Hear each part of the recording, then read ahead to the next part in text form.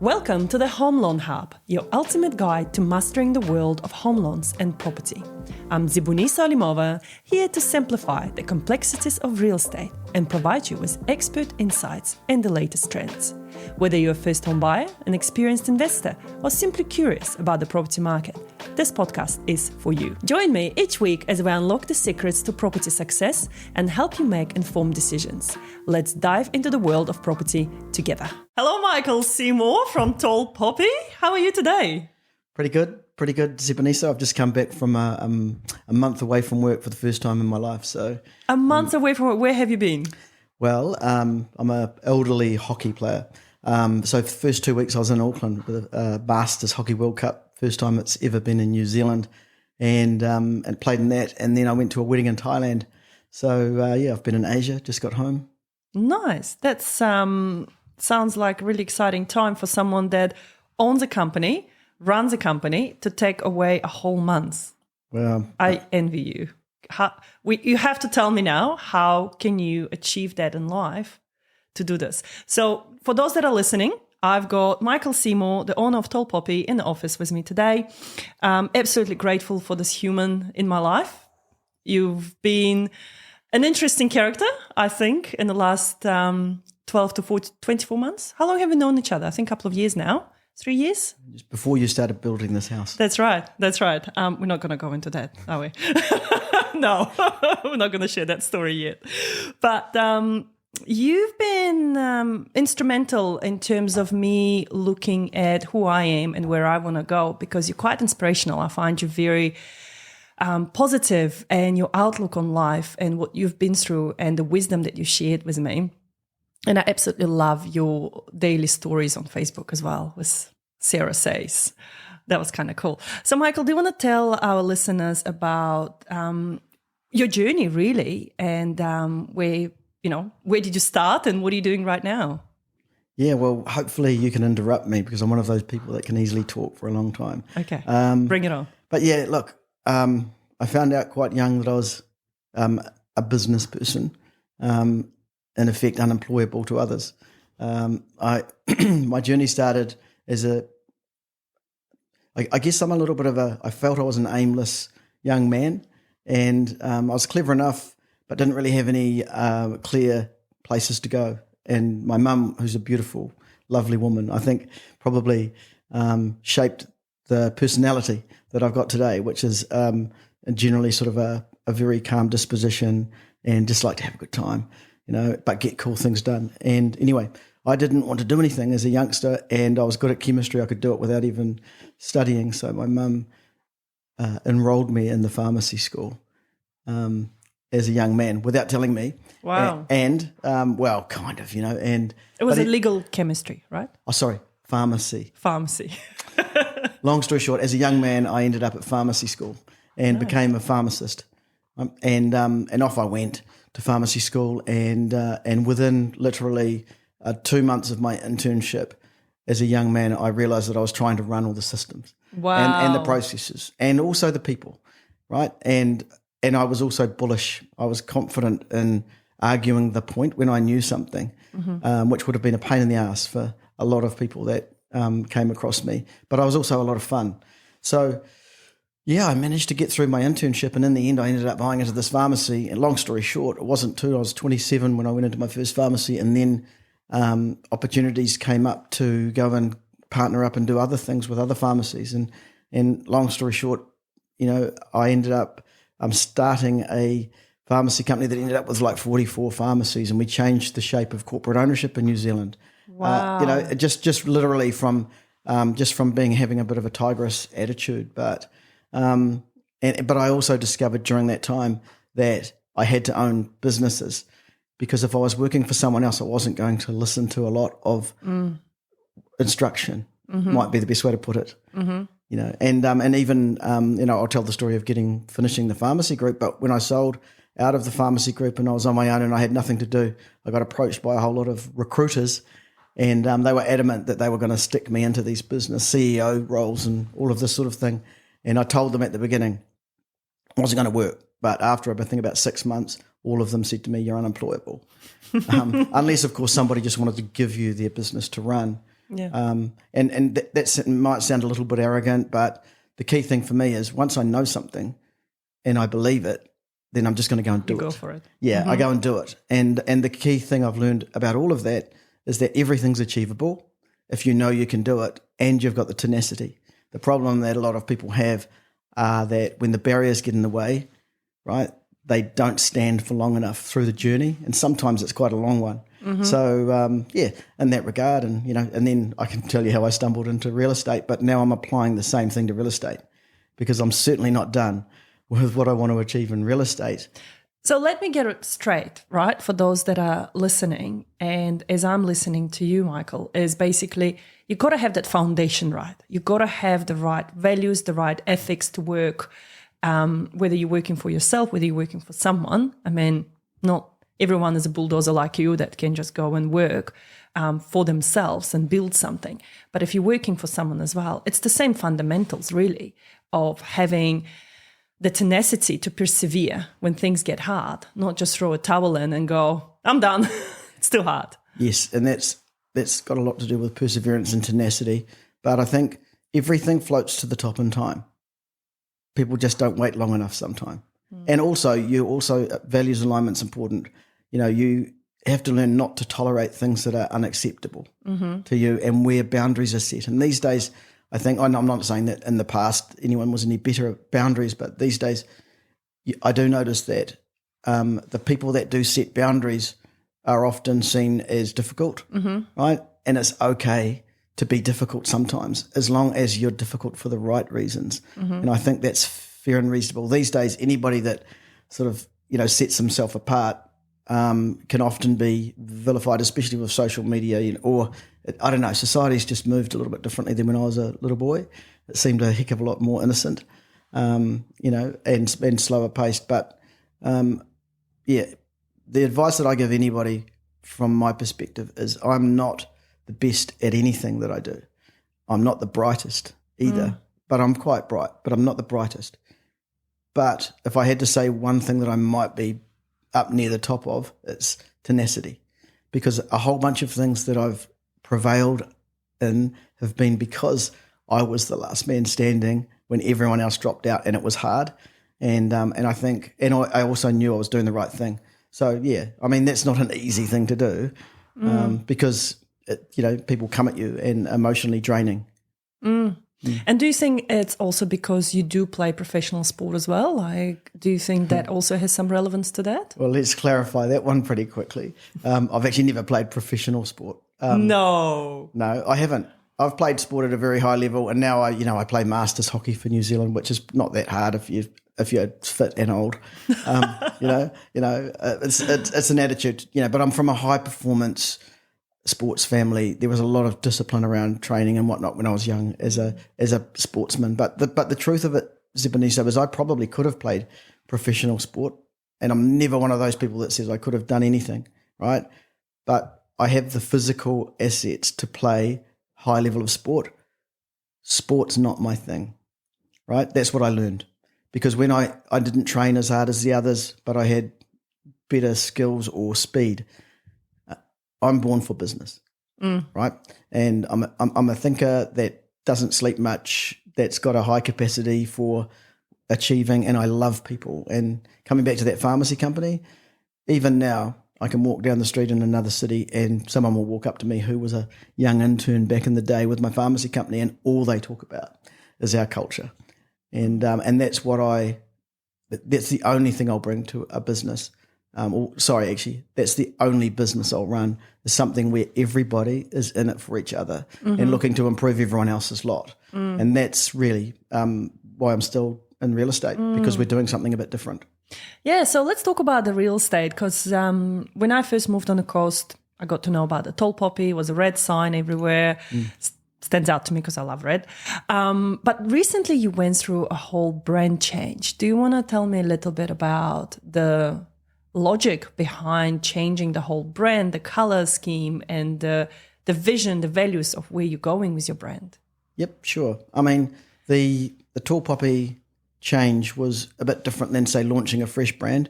I've done a few brand things over time, and I had a friend once who had a saying, "Brand is what brand does." So you get all of the people that say, well, brand, the logo is super important and the brand's super important, but there's some pretty successful ugly brands, and ultimately I think what happens is people, fundamentally, you don't want to have a brand that you can't use to market yourself, for example. But if you're so successful or your product's so good or people have learned what your brand is, they'll accept it and start to learn it. So I don't buy into the fact that you can have a shit business with a great brand. Brand isn't just a logo and a look. Anyway, the thing is with Tall Poppy is that we had cultured a very good business over time. When I came into Tall Poppy, it was only really based around Wellington. Oh, well, actually, it expanded a little bit, but it was a $10,000 flat fee business. That's right. That's what I remember. And it was getting traction, because of a few things. One, the markets that it were in were receptive to that offer. At the time, then there's a certain segment of the population that are price shoppers, if you know what I mean. Yeah, but there's only a certain segment.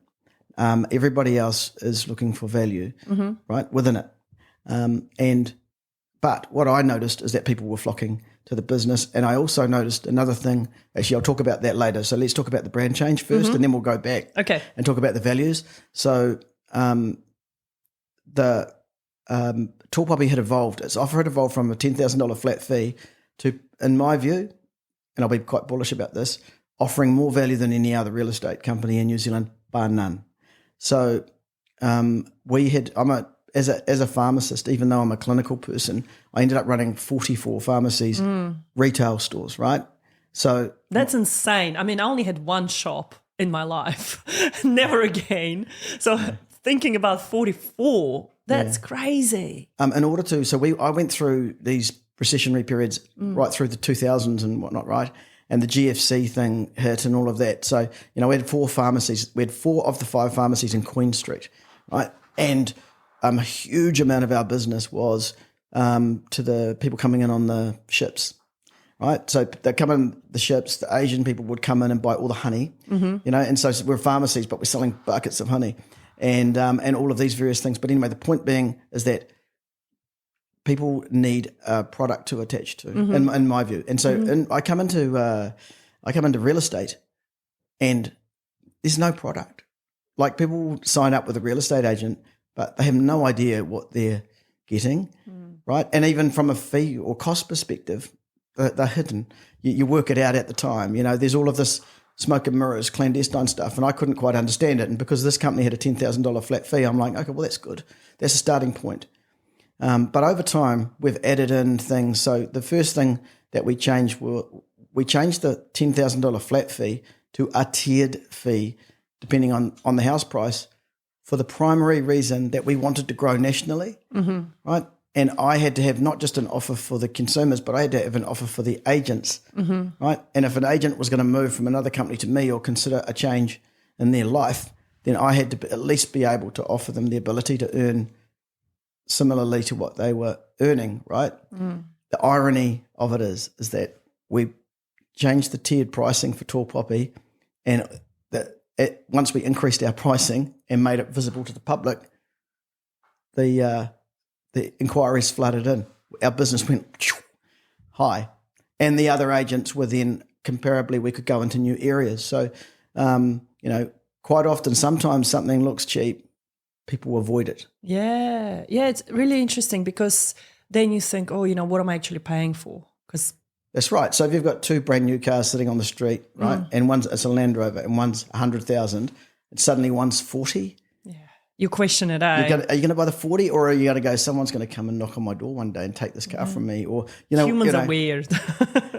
I think they're quite predictable, to be fair, and I've learned a lot through this process. But anyway, coming back to the offer piece, right? So we tiered up the fee, and then there was a stat that I read from, I think it might have been Tony Alexander one day, that said 50% of New Zealanders couldn't settle a $2,000 bill if they got it tomorrow. In other words, they didn't have $2,000 in the bank, right? And the average vendor-funded marketing for selling property was $2,500 at the time, right? And I'm like, this is a bit of a conundrum for a lot of people. And I'm one of those people that just want to normal New Zealand people, right? I want to look after them. Yeah. And so we created a free marketing package that essentially had everything that you could get for that $2,500 average.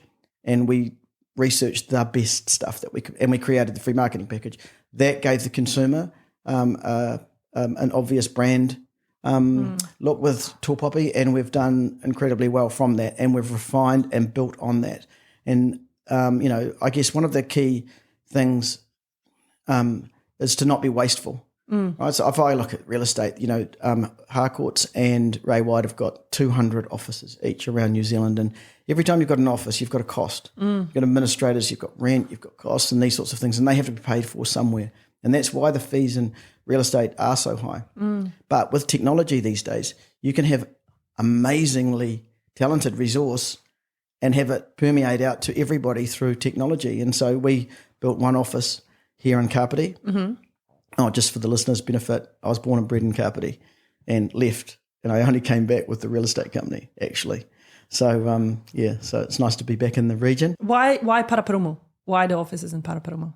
Well, the business partners that owned Tall Poppy when I came in were either based here or based in Wellington, and the one in Wellington moved out here, and my family's here. So, we bought a building, an old derelict antique shop, and then converted it into a cool little office. So it is cool. I've been there before, and I'm blown away with some of the stuff you have, and in love with your whiteboards. Well, the thing is, going back to that whole central office, right? You get 200 offices, and you've got to have resources in each of those offices. There's not 200 super talented, amazing marketers in New Zealand to go into those offices, and they don't really get run through one central office. So, what I've tried to do is to go, okay, we're a little company, but I'm only servicing one lot of people. So, we've got 130, 40 people working around the country, and I've got to have enough resource to add value to what they have to offer and to support them. So, honestly, in the different categories of people that we have doing things, I think we've probably got the best in New Zealand and over half of them in our office. And so people just do not know, like, the grunt that's behind Tall Poppy. And right now we're about to go and launch the next iteration of our offer, which is going to shake the market up, because we've been working on it for 2 years. And it just comes back to that philosophy of what I do behind the scenes is work on the tools to give guys something different for the consumer.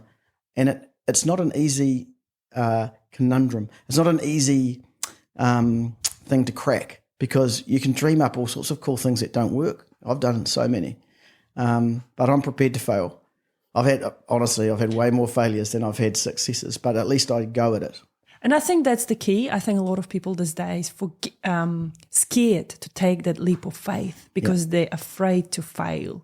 But you got to fail sometimes in life in order to learn, then to go further and succeed. I mean, that's what I found through my own experiences in life, is that you just got to try. I mean, if you've got an idea and you think it's going to work, just try. And if it doesn't work, at least you've tried.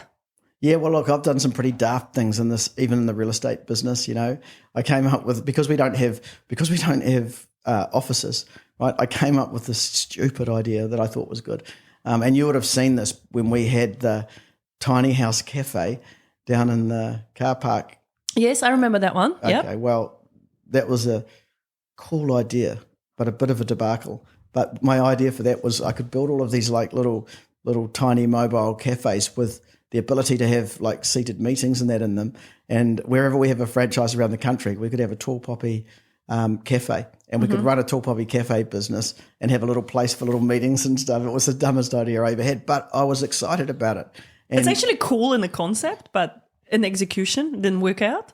Well, I mean, the custard pie cart have got a good little mobile cafe now, don't they? But yet so many things that was done for all of the right reasons. And in the same way, look, I've employed some really talented people for a job that didn't need to be done. And every now and then I get the old gun aimed at me for stupid decisions. But ultimately, if I hadn't made the stupid decisions, we wouldn't have got the good ones. And so what do? Make no decisions and just be this dead end type of business that doesn't go anywhere. Because in real estate, what the businesses do in real estate is there's very little innovation. Real estate is smoke and mirrors, and what I find intriguing is that there are no quality standards that a consumer can look at in real estate. You cannot go to any area and go, who should I sell my house with to get the best result, right? Because nobody knows, right? Because I'll ask you the question, what would give you, what would a good result look like in selling a house? And that's what ultimately it comes down to, isn't it? Like, who do you like as a person? I think people will go and sell a house with someone they connect with, but that person may not be necessarily the best. But even if they are, and you're right. So I'll go through what I think the importance are. But you're totally right, and this is why Carl's so successful. Because who wouldn't want to sell a house with Carl? Because he's competent, he's articulate, he's funny, right? And he does amazing marketing, right? But the thing about it is that there's nowhere to go that would tell you that that Carl or Sold on Carpet or anyone else gets better results on selling a house than anyone else, because it's an sector or an industry that operates on, what are they, fairy dust? What's that out of the Wolf of Wall Street?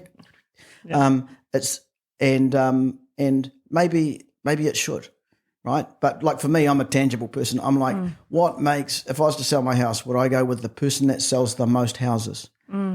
How do I find out the person that gets the best value for my house, right? And you hit the nail on the head. The biggest thing for a consumer is feeling safe, right, and well communicated with, and feeling that someone's doing a good job for them, right? Whether they know that, because there's debate, like why do all the Auckland people auction, why do Auckland companies auction their houses? Why in Wellington do we tender houses? The only place in the country that really does a lot of tender and deadlines. There's deadline sales in other places, some places price houses. Cities don't have different ways of operating, right? And regions don't.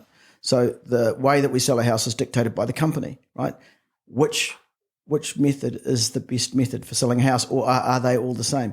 Anyway, my point about this is not to be too anally academic. It's to say that there are no stats on this because no one wants anyone to know.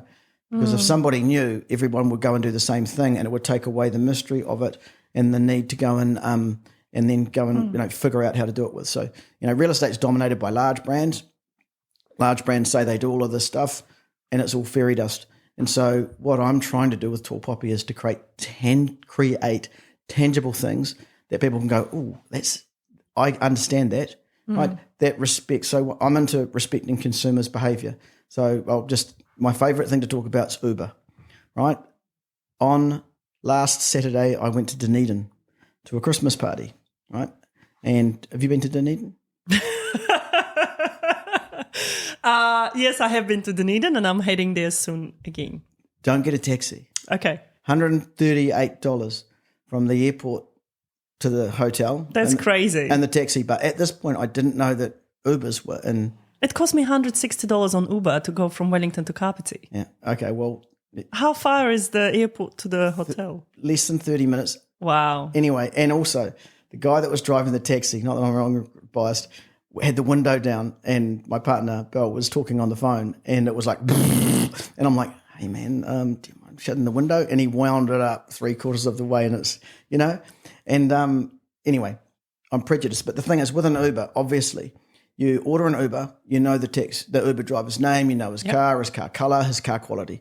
There's a star rating. I was about to say, you see the star rating. An 8,500 drives 4.95. You go, okay, he's in fact too many people off at this stage, right? He's probably okay, or she, right? Anyway, the Uber drive back, because I found out about the Uber, so I got an Uber back now, and the Uber was $90. No, yeah, $90 versus $138. Yeah. It's 1.5 times the cost, right? Now, people don't necessarily get too dramaed about money at times, and some do and some don't. But I can tell you this, it's safe in the Uber because everything is there for you. You know everything. You know the time that they're going to drop you off. And it respects me, right? It respects me. It says, hey, Michael, what choices do you want to make when you take this ride? Do you want an extra flash one for another $5? Do you want one with a nice heater? Do you want the driver to not talk to you? Anyway, it's giving me options, and it's saying, we respect you as a consumer. We're doing these things so that you can make choices about what you want to do. Okay. In the taxi, they pull up. You got no idea. You jump in. The the meter's already on about $50, it feels like, right? And there's a little sign somewhere, laminated sign that goes, you get charged an extra $8.50 when we turn the meter off for some other stupid tax reason. It's all hidden. Yeah. Now, I see the point. Okay, Emma, come to real estate, and people don't see real estate in this way because you don't sell your house often. Every 5 to 7 years, someone sells a house, right? It's not like going to the groceries. If you had to go and sell your house every week, you'd care about the offer, right? But every 5 to 7 years, it's the biggest asset of your life. You're concerned about all sorts of things, but it all happens quite quickly because the day you decide to sell your house, suddenly you got this rush decision that you have to make, and then you've got to go and research, and it's the same sort of thing over and over again. Anyway, my point is that if you go and try to find out the commission rate to sell a house and the process and what's going to happen with a brand, you can't. It's all dependent on the agents.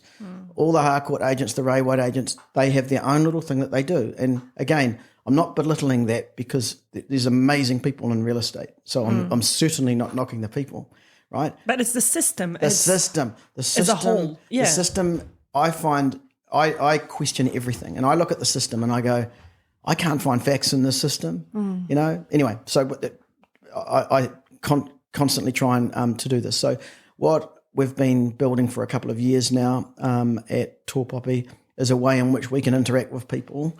You know, we're going to be no Uber. And by the way, real estate is always going to need people. It's allowing the consumers to figure out the best people that will work with them, right? What I can offer very soon is a technology where we can share the entire journey. So we're basically respecting the consumer to know that when we go and do certain types of marketing, there's a report that's going on all the time that's visible to them if they want to look at it, that we can talk to. We're sharing information. We're sharing timelines. They've got control of essentially a portal and a dashboard where they're able to work, question, talk with us, see everything happening, the whole journey. And we're hiding nothing and putting everything on the table because you should. And to that regard, we're going to give our agents better tools. Now, it still comes down to the person and the match with the people. But ultimately, there are really good people driving taxis, right? And there are really good people driving Ubers. But sometimes it could be the same person really driving a taxi and an Uber. Oh, well, now it is. Now it often is. But get this. There are even a shitty person can drive an Uber, but they have to give a good experience. But a shitty person driving a taxi is just a shitty person doing a shit job, if you know what I mean. Yeah, totally. And anyway, so it's just trying to lift the bar. I'm not trying to like say that any earth-shattering things, but the fundamental of our business is, or like my role in our business is to build really cool things that advance the experience of the consumer. Culturally, though, can I just flip to the culture bit? Okay, so we're fortunate. The reason that I can do this with Tall Poppy, and I couldn't have done this if I went and bought a Ray White or either these sorts of things, is that the industry operates on a bit of an archaic thing with sharing buyer-seller parts of listings. Yeah. Do you understand what I mean with this?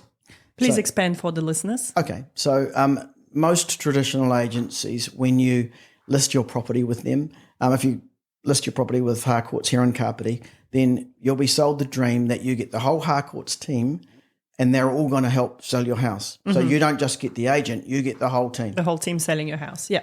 And that's sold in on the basis that they've got much bigger buyer reach, right? So you get more buyers because of that, right? Makes sense. It makes sense, assuming that buyers operate through agents, right? Now, and do you know where this came from? No. Okay. So, again, way before my day, but back in the day before the internet and before technology became, like, was it pernicious, whatever it is, everywhere, you had a situation where people went looking for property in newspapers. It was difficult to find all the properties and, you just didn't have search engines and things, right? So what did you do? You went to a real estate agent. They showed you all the properties available and they drove you around and this sort of thing, right? Now, back in the day, the very early day, there were no agencies didn't have their own list. Every listing was general. So So every listing could be sold by every company. Mm-hmm. All right. So therefore, the whole thing was a bit of a buyer's agent thing, right? Yeah. Okay. And then it moved to you'd list with a company and then they would have their buyer team. So if I'm selling a house and I'm with Harcourts, I sell the house, I get my commission. But if one of my other agents sells that with me, they get part of the commission as well. So share. commission, right? Now, with money and earning and all of these things, that creates tension, right? And this is, I couldn't understand when I got into real estate, I couldn't understand why real estate agents, and this is a funny thing, it's a stat from 2011 study, where real estate agents were ranked one above sex workers for trust. Whoa. Right? What? Just one above. One above. Right, and that's before the sex workers got a lot more kudos. They've probably gone up the ladder, the old sex workers now. But I don't know where real estate agents are now, but I found that really interesting because it's the biggest asset of your life, right? Wow. And then there's a lot of information about trust with real estate. People don't trust real estate agents. In fact, the only car salesmen, one below the real estate agents. So real estate agents are put in that same category as car salesmen. Car salesman, it's a little bit fluid, 10 grand, 20 grand, whatever. $1 million house, biggest asset of your life. Not quite the same. You know what I mean? And so it's incongruous to me that such a massive thing, professionalism and the asset would be diminished to being non-trustworthy. And the funny thing is when I talk to people who have sold their house, they either, if they got a bad result, they hate their agent. If they got a good result, they think the agent's good, right? And they don't say, I don't trust my agent. But everybody that was trying to buy that house that missed out, they don't trust the agent. Yeah. Everybody that attended an auction where there was a little whispering thing going on in the corner and all this stuff going on, they don't trust any of it, right? And I don't know, it's just this environment's been created in an area where you're selling the biggest asset of your life. It should be a really trustworthy sort of thing. And so, when you've got an open home and you're with a traditional agency, well, you've got an open home with a traditional agency, but you could have somebody come and do a viewing in between, right? Who wants to get the viewing in? The person who's not the listing agent, the person that's wanting to get the commission because they've got a buyer. And then it all becomes who's benefiting that, the vendor or the agent? And the whole thing becomes a bit clumsy. And because of technology now, people do not search for property with agents, all right? There's a very clear linear way that people will start researching, and it's online. Yep. And then they'll go and engage a real estate company or start interviewing agents or going through this sort of process. Every property that's for sale, bar about 1%, are online.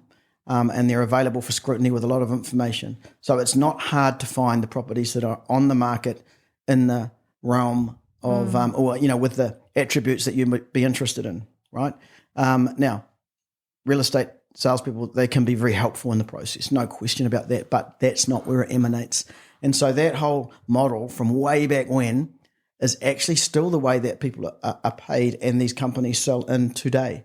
And it's increasingly heading more towards our model, which is we have a thing called list and sell. So when you list with one of our agents, they run the whole journey. They're the only ones that get paid. Our other agents still help them, right? We still chuck all our buyers into a pool where we go, if someone else has got a relationship with someone that might be interested, we just share it. We're not sitting there going, give me some money for it. We don't have that. And so we've got a vibe within our business where we feel like a big family. And coming back to that pharmacy company, they felt like a big family, and all the big franchise companies doesn't quite feel like that. So, we had that difference, and they'll stop me on the street now and go, God, Michael, wish the days of, we were called Radius Pharmacy back in the day, but the days of Radius Pharmacy, I wish we still had that. And, this is the sort of vibe that we've got going with Tall Poppy. Because it's people first, right? That's what I'm hearing. It's looking after your people, because then they will do the best job looking after their people, who is ultimately the 100%. client. And yes. It's a follow-on effect. Yeah, well, I mean, but the thing, so because of, with the list and sell, right, even with if I think I'm doing good work, even with my good work, with the culture, right, the culture is not compromised from the outset. If I went into that other model with all my values and tried to put them on, I'm immediately in a conflict, right? Because I've got people doing things driven by their need to earn that are in conflict with how we'd operate, right? And so there are just so many things where I think there's some amazing brands out there, but they're operating in a model that just isn't fit for purpose in a modern environment. And, I'll get hammered for some of these comments if in the wider network, but I totally believe them. I can stand by them and I can back them up with facts. But again, Tall Poppy is not the finished product. We've got so much more to do. We don't have the best people, and we've got great people, but we don't have the best, most talented people to use our tools. So what I'm hoping is that now that we've built this whole new platform, which is our next version, as we tenaciously build to what we'd like to call the ultimate real estate experience. As we do that, what I hope is that, and I've been doing this we've been not really actively trying to build our workforce for about 2 years while we've been trying to get this thing finished, and it's finished now. And so now I expect Tall Poppy to go through a really rapid period of growth again for another couple of years. I'd expect we'll easily double in the next 2 years in size and scope and areas that we're operating in. What areas are you operating in right now, Michael? We're very strong we're almost everywhere in the South Island except little pockets. Like we're not on the West Coast. We're not in Kaikoura. We're not in Ashburton and the South. Are you in Dunedin? We are, and we're growing rapidly in Dunedin. We're very successful. And if you look at a place like Central Otago with Alexandra and Cromwell, now building in Wanaka, and we'll be pushing more Tall Poppy business into Queenstown. We're actually the dominant listing and selling agency in that Cromwell, Alexandra area, but that's not because of the brand. It's because of good people using our brand.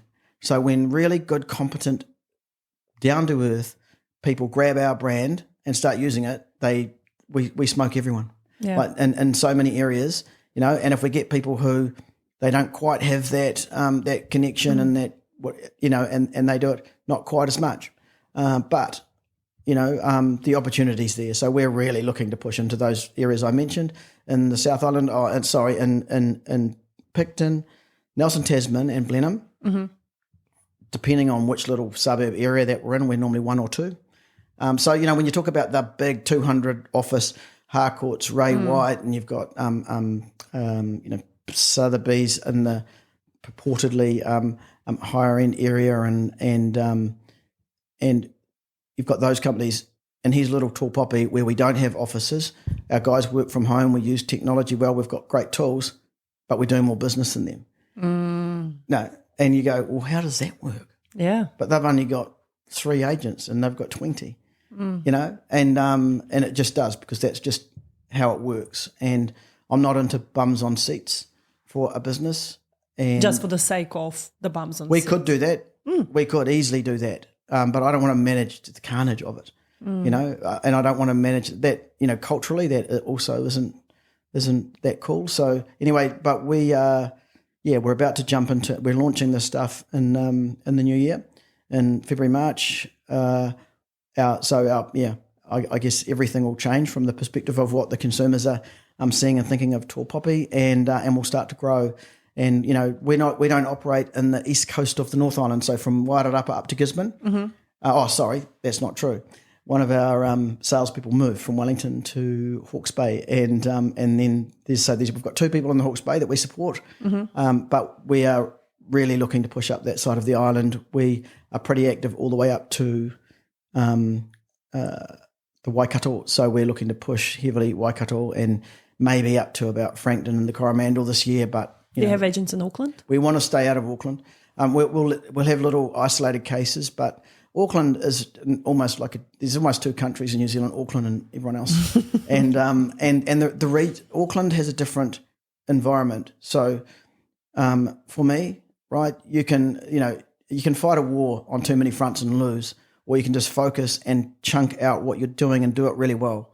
And that's what we're going to do. And once we've done that, then we'll go, okay, let's have a look at Auckland. Because, Auckland's the biggest market. You could argue that we should just go there, but Auckland can eat you up and spit you out as well. And also, it's much harder to have a pragmatic conversation with someone in Auckland than it is in the regions. In the regions, people are very down to earth, and I'm not knocking anybody in Auckland here, but in Auckland's a rat race. right? And to some degree, everyone who sits outside of Auckland goes to Auckland and goes, oh, that's an amazing city for a holiday. But they go, it's fast-paced, it's very diverse, it's got so much going for it. But the buzz in Auckland is very much, there's a different sort of thing. It's almost like, I hate to say, but if you're sitting outside of Auckland, you go to Auckland and everyone's trying to keep up with the Joneses, right? And so if you take that whole thing of having convincing somebody in Auckland that something is real and a little bit different than they perceive is quite more of a challenge than somebody in Invercargill. In terms of the buyer on the other side, yes, like obviously you're providing a lot of value for your agents, your people, and therefore they can provide a lot of value for the vendors. Yes. How does that benefit the buyer? Yes, that's a really good question. And so in the past, Tall Poppy itself would have said that we're a very vendor-focused company. We're there to get value for the vendors, right? And I probably spent the first 5 odd years really thinking the buyers have to come to us. We manage the system and that sort of thing. I've increasingly developed empathy for the buyers for obvious reasons. I mean, it's hard to get into the market. And and not only that, is that the government put enough silly barriers in the way, you guys, they do the triple CFA for all the right reasons and then fuck it up completely. And next thing you know, you've got a nightmare on your hands just getting basic normal people that can afford it one day finance, and the next minute the government is saying they're not because they drink too much coffee.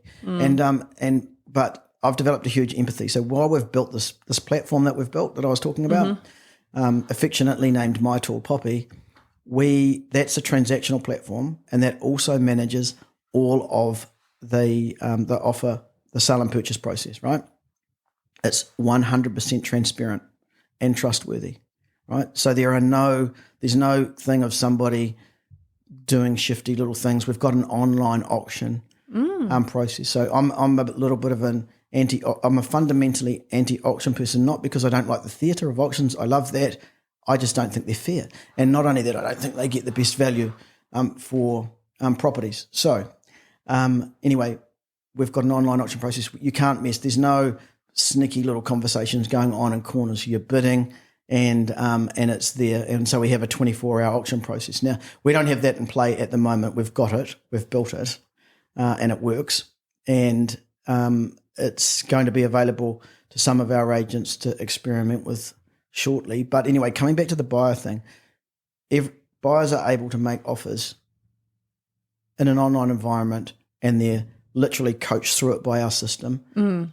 So just by example, I didn't think that buyers would want to just make their own offers for properties, like full offers, sale and purchase agreements. Yeah. Anyway, we've had the system going for a wee while now, and there's one example in North Canterbury where we had 8 people wanting to make offers. So our agent, put out the process, and she thought that she'd have to go and sit and coach all of them through the online process. She in one day, she logged them into the portal for the offers. She had 2 people that she worked through the offers with. She woke up in the morning, she had 8 offers. Wow. 6 of them had done it. And of the 6 that had done it, only I think 1 or 2 had missed a box in the thing where she needed to advise them about that process. But how cool is that? Like, how streamlined is that for the buyers? Like, because I get multiple calls a day from my buyers, and I have to coach them through how to put an offer, right? I have to help them through, and that's not my job. I only know because I've done it for so long, but professionally speaking, I shouldn't be really doing that in a way. And often I would say, go speak to your solicitor and go do this, that. But how cool is that for the buyers to have that power back, to understand that they can do that themselves and not rely on a lawyer getting back to them, because lawyers are so busy and lawyers not getting back to them on time, and they have to put an offer right now. Like, that's just, to me, Michael, out of everything we spoke about today, I think because I'm so passionate about the buyers, like, this is gold. This is where you're making history. Yeah, I think so. And again, I see the sparkle in your eyes when you talk about that. And I agree. And so we are really looking at this process on how we make it, because with this technology, we actually bought another company called Proppy, and we've taken their technology and built on it to make it this interactive. And they've done an amazing, just to acknowledge them, they've done an amazing job creating this platform. and that struck all of the issues that we had of building a company. But now the combined technology that they've got, and then us building on that technology, we've created this thing. But we have a saying. I can't remember which philosopher it is, but basically, we're building that platform for the people and the agents with their input. So every single day, as the platform, so the platform's in play, but we have user groups, and the feedback's coming back in, and there are changes almost daily. And there's a weekly relaunch of that platform as we've been building for the last few months and having it in play. And with the sale and purchase bit, so all of the first part's fully operational with our team now, and the sale and purchase bit is being used by some, and it'll be used by everybody early next year. And as we keep building that, but it's going to get better and better and better. And that's the experience I want for the buyers, because what the buyers, they need to know that, how many times have you had people that have got, have paid for, if they haven't already got LIM reports, they've paid for LIM reports, they're building reports and all of these sort of things, only to miss out, on multiple offers, and the process being, and then they have to engage with the agent, right? And they either still doing paper offers, of which the agent has to do that, drive somewhere else, get a signature, or these days they might scan it into a system and send it with an Adobe thing or whatever. But it's time consuming. But the thing is, it's not just time consuming. When they go and doing all of this writing of the contract, the ability for the buyer, and this comes back to the Uber thing, the ability for the buyer to dial into what on earth it actually means going on our system, every disclosure, you read it quickly and you tick the box, right? There's a bit where your brain is taking it in. Do I want this? Do I not want this? We include a whole bunch of things that you have to exclude if you don't want them, as opposed to saying, I want finance, right? Or these sorts of things. So we make the buyers consider every piece that they might not think of. And all of these things, which are a little bit like the Uber, it's like, it's there for you, right? It's obvious and it's open. And then it takes away the likelihood of a dispute or he said, she said, and it just makes things faster. It makes things a lot easier for the lawyers. There's going to be a lot less traffic at that end of the transaction, and at the moment, the way that the market is now, we've got a lot of people wanting to buy houses, but the deals won't go through because there's all sorts of little shitty things in the way. And trying to remove those things from the process, make it much easier for the buyers to buy a house with our guys, and also to make the vendors feel way better about the transaction. So we haven't got it sussed, but we are trying hard, and I don't see others investing in the same area that we are. But I'm sure there are, but we don't see them. That's the thing. Right, let's start wrapping it up. I've got a couple of last questions for you. Sure. Keep it short. All right. So you can come back. I feel like we need few sessions of this to keep it going. All right, favorite motto in life. What do you live by? Oh, look, I'm a clown. I didn't notice. So look, I do things that I like, right? So my motto is don't lie to people. Yeah, good one. Don't lie to people. Be kind, but have fun. Yeah. I say to all my family, I say to all my staff that are all stressed out and and going through don't lose your inner 12-year-old. The day I lose my inner 12-year-old, I'm out. Yeah, I love that. And the final one is, what fills your cup? I've got one of those personality types, that sort of acts of service. That's my love language, acts of service, right? What fills my cup is watching the people I love, happy, like literally happy. And the same with, like, when someone's stressed out in their workforce, how do I fix it? So I'm a fixer. Fills my cup, the people I love being happy. It's not success, it's not money, it's got nothing to do with that. It's actually to do with that. Yeah. I think, and this is where you and I have aligned quite significantly, is that we've got that similar value where my one is also acts of service, and I love doing stuff for people, and also being kind and having fun. Yeah. That's awesome. Michael, thank you so much for coming today. It's just been incredible hearing about your journey. Can I have you back? And we can talk more about it. Yeah, if he'll have us back. If producer Matt allows.